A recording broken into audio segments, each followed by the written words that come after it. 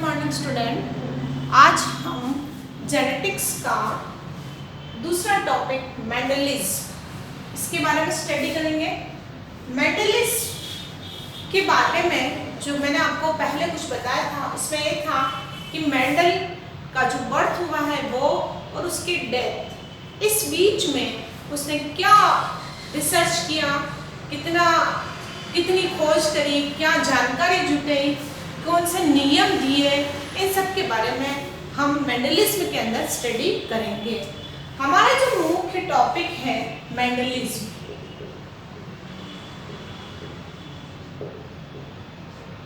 यह बोर्ड में एक बहुत अच्छा क्वेश्चन भी बनता है कि मेंडलिज्म क्या है, किसे कहते हैं, किसने प्रतिपादित किया या इसको प्रतिपादित किया, इस नियम को बताने वाले कौन थे। तो इस नियम को बताने वाले जो थे वो थे Gregor John Mendel. Gregor John Mendel जो थे, इनको हम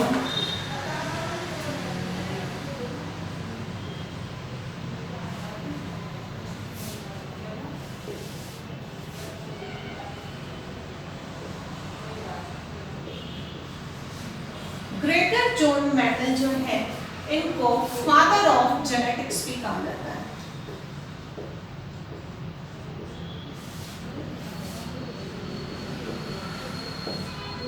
क्या कहा जाता है?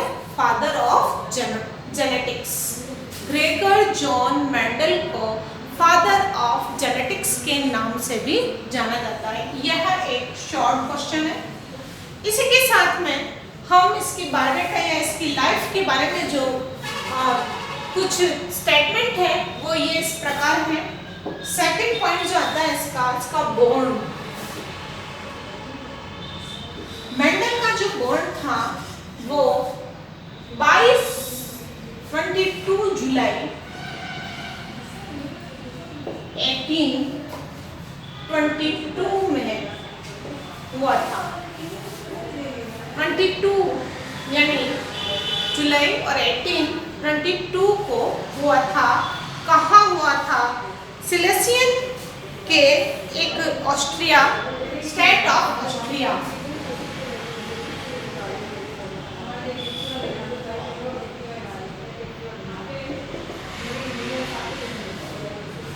ऑस्ट्रिया राज्य के अंदर स्टेट ऑफ ऑस्ट्रिया, उसमें जो हैंजेट्राफ विलेज है उसमें हुआ था। फिर तीसरा पॉइंट ये आता है उसकी डेथ कब हुई थी। तो डेथ के बारे में भी मैं आपको बता देती हूँ कि Mendel died on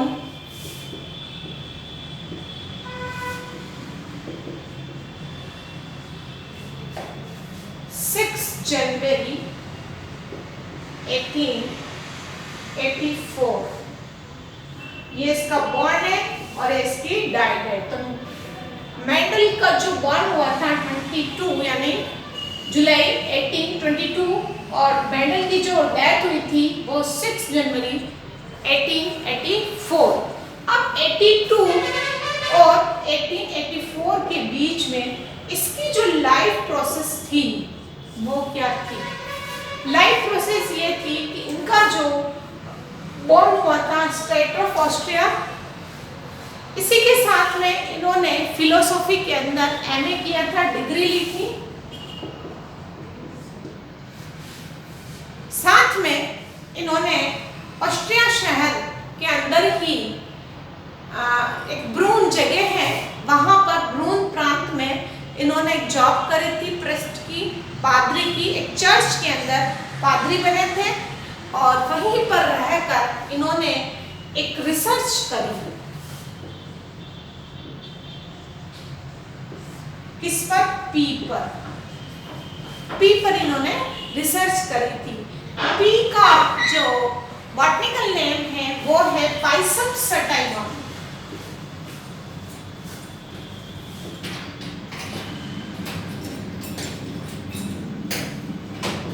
Pisum sativum.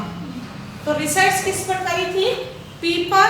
उसका बॉटनिकल नेम है Pisum sativum. 7 years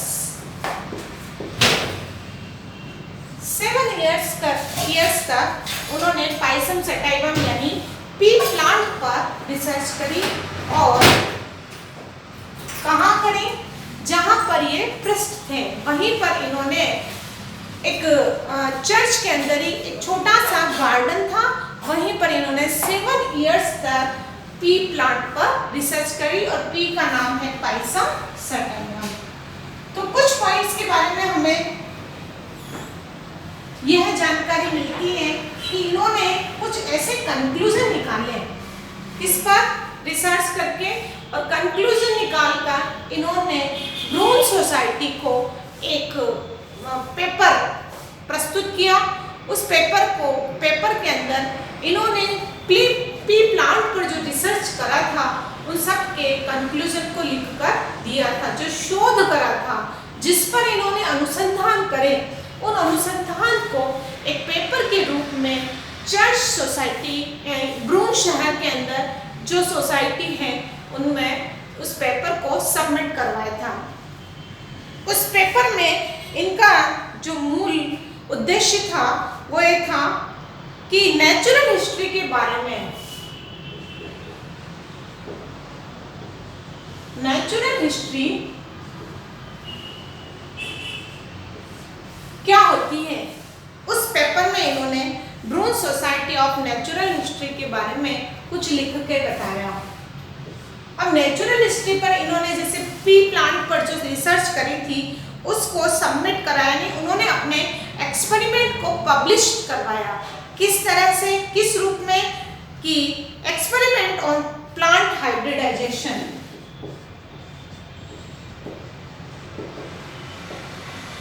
experiment of plant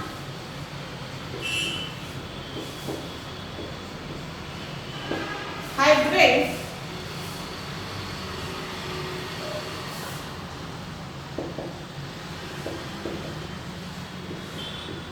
यह एक पेपर का टाइटल था।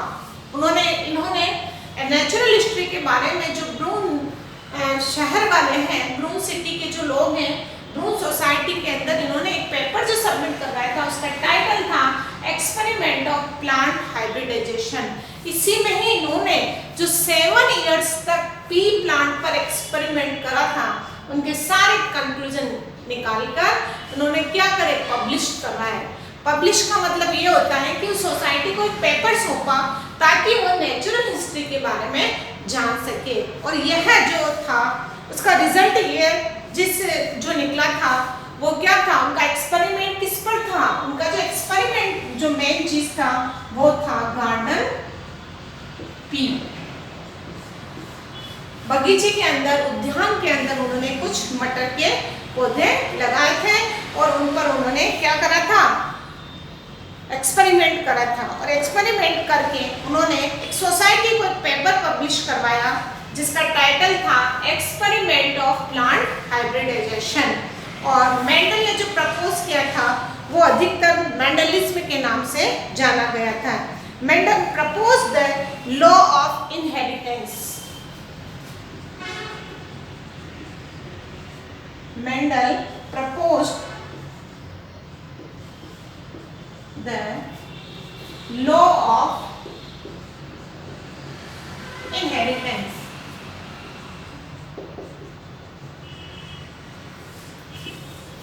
और यही क्या कहलाता है, मेंडलिज्म।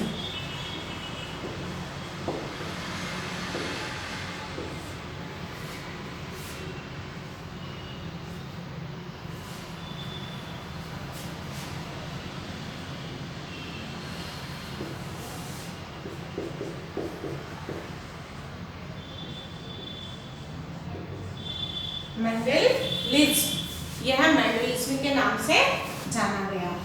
तो आपको मैं एक बार शॉर्ट में बता देती हूँ कि मेंडलिज्म क्या है। मेंडलिज्म का मतलब ये होता है कि उसने अपनी लाइफ के अंदर क्या क्या चीजें, क्या क्या एक्सपेरिमेंट करे। फर्स्ट तो ये है फादर ऑफ जेनेटिक्स कहलाते हैं, क्योंकि हमारा जो लेसन है वही जेनेटिक्स है। बायोलॉजी की ब्रांच है जेनेटिक्स, जिसके अंदर प्लांट और एनिमल की स्टडी करी जाती है, उनके जीनों के बारे में जानकारी प्राप्त की जाती है ताकि हम वेरिएशन को जान सकें। सबसे पहला पॉइंट। दूसरा पॉइंट ये था कि इन्होंने नेचुरल हिस्ट्री के बारे में बहुत अधिक जानकारी ये प्राप्त करना चाहते थे। तो इनका जन्म जो हुआ था, इनकी बोर्न जो हुआ था वो हुआ था 1822 यानी 22 जुलाई 1822 और इनकी डेथ जो हुई थी वो 1884 के अंदर हुई थी। तो अब आप देखें 1822 और 1884 के बीच में जो इनका समय निकला था, उस बीच में क्या करा? उस बीच में इन्होंने फिलोसॉफी के अंदर एमए किया था। उसके साथ में फिर इन्होंने ब्रून शहर के अंदर ही ऑस्ट्रिया, एक छोटा सा जो प्रांत है, वहां पर इन्होंने क्या करी, एक जॉब करी, प्रेस्ट की जॉब करी थी चर्च के अंदर। और वहीं पर इन्होंने 7 इयर्स तक रिसर्च करा, किस पर? पी प्लांट पर, मटर के पौधों पर किया।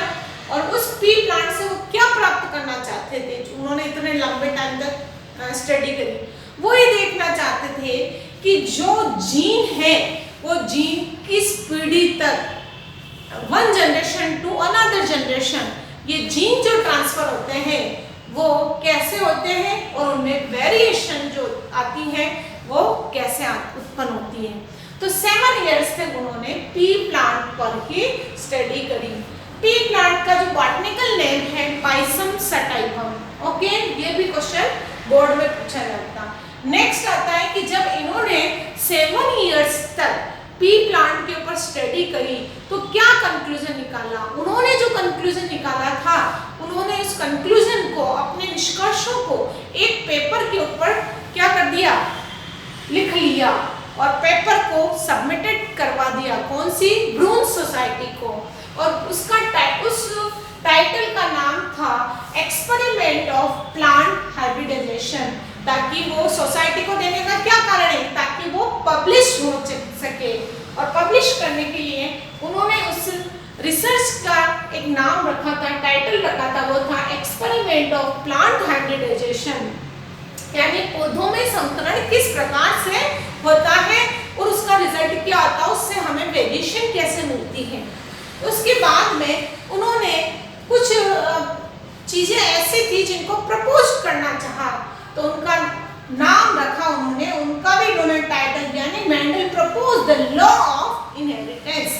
क्या है लॉ ऑफ इनहेरिटेंस? क्या, इसके बारे में उन्होंने कुछ चीजें बताई। उन्होंने जो स्टडी करी थी one generation to another generation, इस तरह से उन्होंने पी प्लांट के ऊपर क्या करा, एक जनरेशन से दूसरी जनरेशन F1 पीढ़ी, F2 पीढ़ी, F3 पीढ़ी तक उन्होंने स्टडी करी। 7 इयर्स के अंदर पी प्लांट के ऊपर स्टडी करी। और फिर जो मेंडलिज्म कहलाया, शॉर्ट में उन्होंने अपने एक्सपेरिमेंट को एक टाइटल के रूप में प्रपोज कर दिया, द लॉ ऑफ इनहेरिटेंस, वो ही मेंडलिज्म कहलाया। अब इसके बाद में उनकी डेथ हो गई थी, जो मैंने बता दिया आपको 1884, 6 जनवरी 1884 में उनकी डेथ हो गई थी।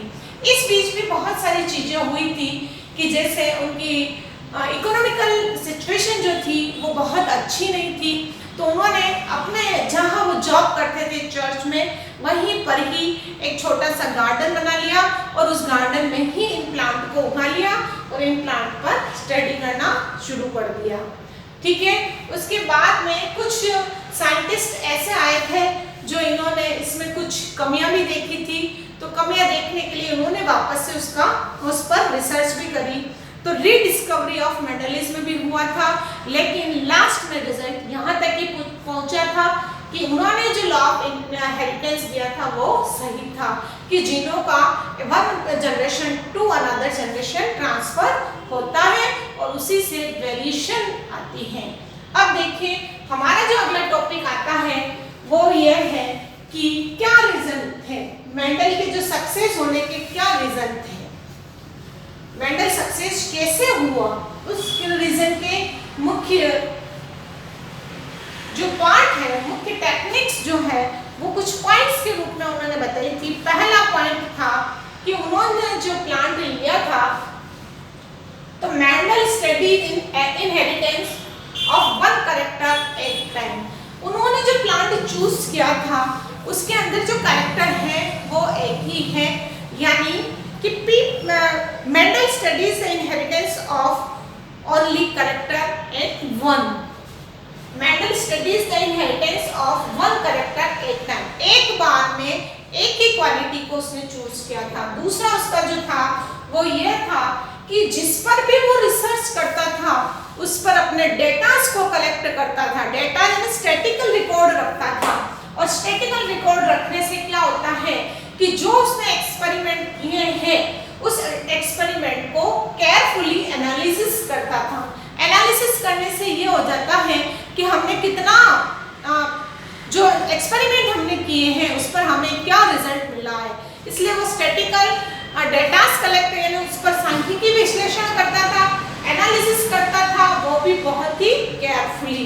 तीसरा उसका सक्सेस होने का पॉइंट ये था कि Mendel selected the plant inherit for his experiment carefully. उसने जो अपने लॉज के अंदर जो उसने लॉज बताए हैं, लॉज ऑफ इनहेरिटेंस, उसमें जिस प्लांट का उसने चूज किया था वो बहुत ही सक्सेसफुल था। तो हम इसको शॉर्ट में इस तरह से बता सकते हैं कि मेंडल के सक्सेस होने का पहला पॉइंट ये था कि उसने one character of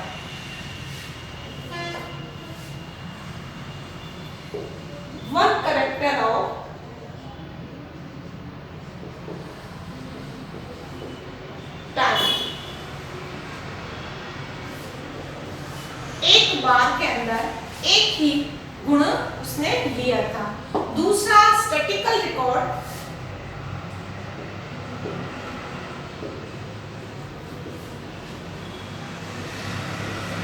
and analysis carefully.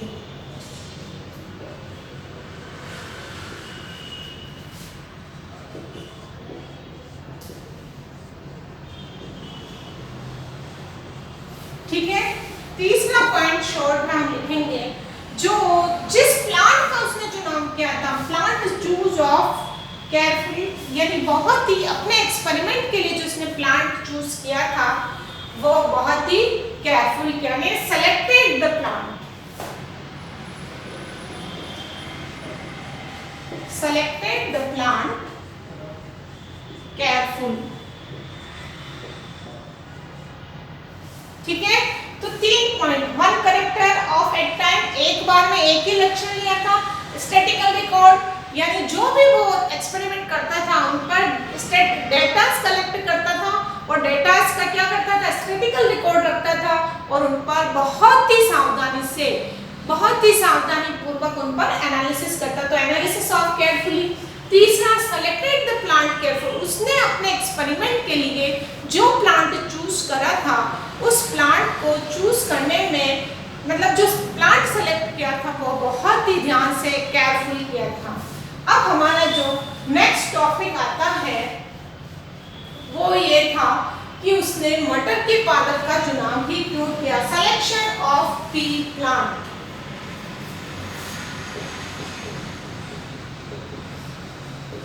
Selection of,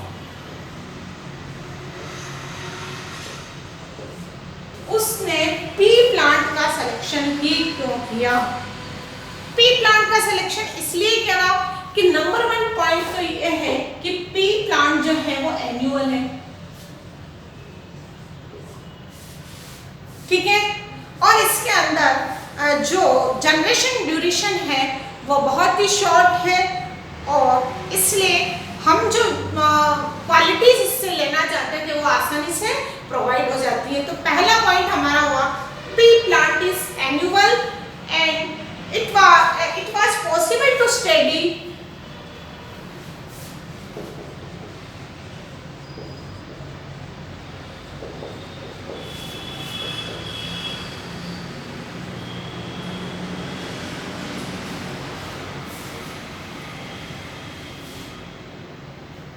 many generation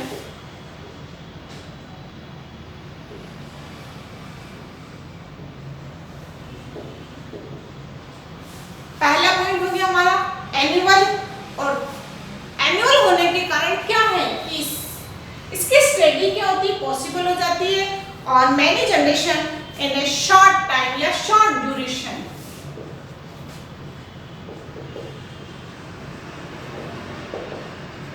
ठीक है, पहला पॉइंट तो हमको शॉर्ट में यही रिमेंबर करना है एनुअल, एनुअल है इसका मतलब क्या होगा कि इसकी जो नई जनरेशन है उस पर हम आसानी से स्टडी कर पाएंगे और वो भी शॉर्ट ड्यूरेशन के अंदर।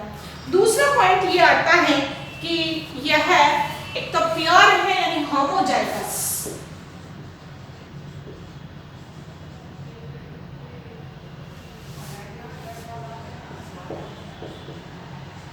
या हम इसको ऐसा भी बोल सकते हैं कि प्योर, ठीक है, होमोजाइगस प्लांट और सेल्फ पॉलिनेशंस, ठीक है। सेल्फ पॉलिनेशन का मतलब ये बाइसेक्सुअल फ्लावर होता है इसमें।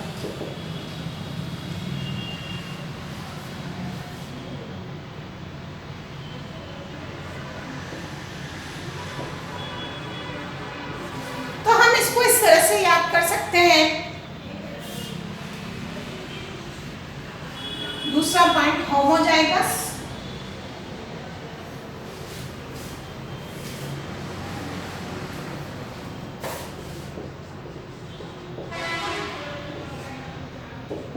इसके जो करेक्टर है इस तरह से लिख देते हैं, होमोजाइगस या प्योर लाइन। दूसरा है सेल्फ पॉलिनेशन,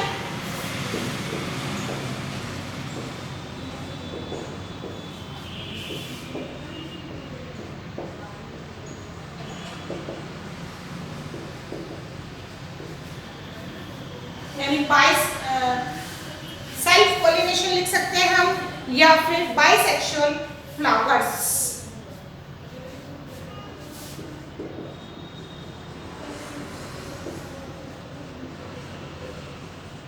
ठीक है, अगर सेल्फ पॉलिनेशन है, होमोजाइगस है, तो क्या है, यानी प्योर प्लांट है, प्योर लाइन है।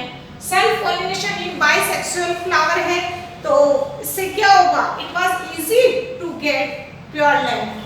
अगर ये इसमें करेक्टर है तो ये क्या हो जाएगा, पर स्टडी करना क्या हो जाएगा, इट वाज इजी, बहुत ही आसान हो जाएगा। तो पहला पॉइंट था हमारा एनुअल, दूसरा होमोजाइगस और बाइसेक्सुअल फ्लावर्स है। तीसरा पॉइंट है कि अगर हम इसमें आर्टिफिशियल पॉलिनेशन करवाना चाहते हैं तो बहुत ही इजी है, इमस्कुलेशन मेथड के द्वारा। तो artificial cross पॉलिनाइजेशन,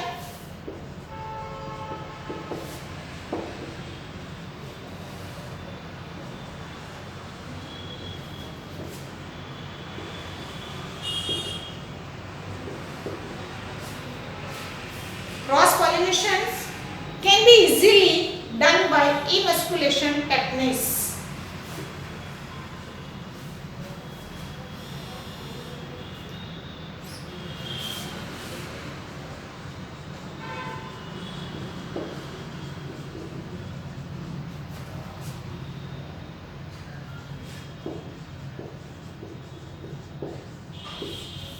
Artificial cross pollination, emasculation methods. Next point, various construction characters.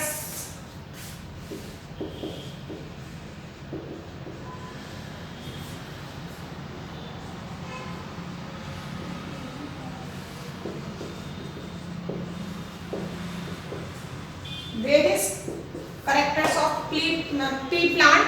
आप इसको शॉर्ट में कुछ वेरियस कैरेक्टर क्या है इसके कुछ पॉइंट्स में बताऊंगी, बाकी इसके 7 पॉइंट्स बताए गए हैं। पी प्लांट के अंदर कुछ वेरियस कैरेक्टर है। नंबर 1, शेप ऑफ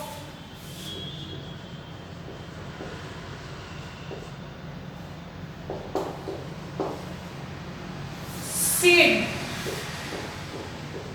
अब शेप ऑफ सीड के अंदर राउंडेड भी हो सकते हैं और रिंकल्ड।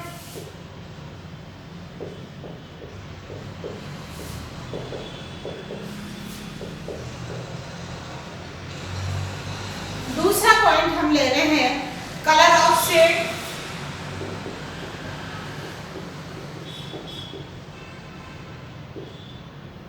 सीड का जो कलर है वो है येलो है या ग्रीन है।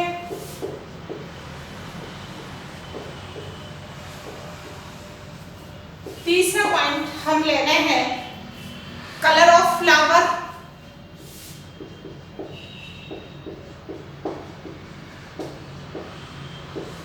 फ्लावर का जो कलर है वो वायलेट है या वाइट है।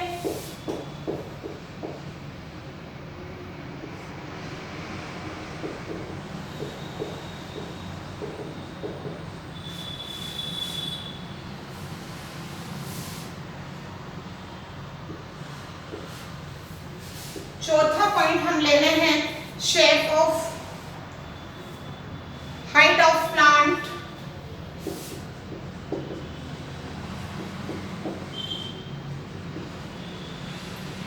प्लांट की जो हाइट है वो क्या एक्सियल है या टर्मिनल है,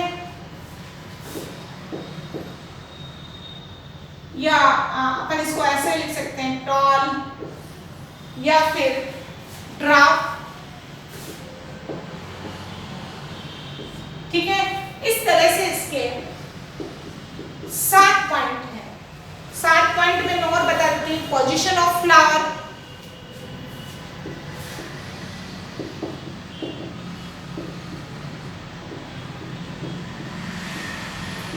इसमें एक्सियल है या टर्मिनल है,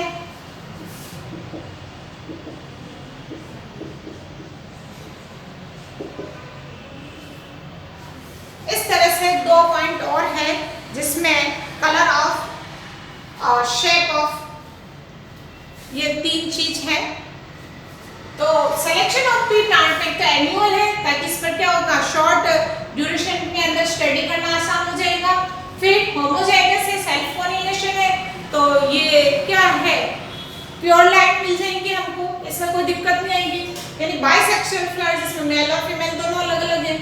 आर्टिफिशियल क्रॉस पॉलिनेशन करवाना है तो इसके लिए हमें क्या करना पड़ेगा, इनस्कुलेशन मेथड। ये मेथड ऐसी होती है जिसमें हमको क्या करना है कि जो पॉलिनेशन होगा उसमें से एक पर मेल या फीमेल, यानी मेल के ऊपर जो है उसको क्या करना पड़ेगा, हमें या तो उस पर थैलियां लगा देनी पड़ेगी या फिर उसे हम सीजर से काट देंगे।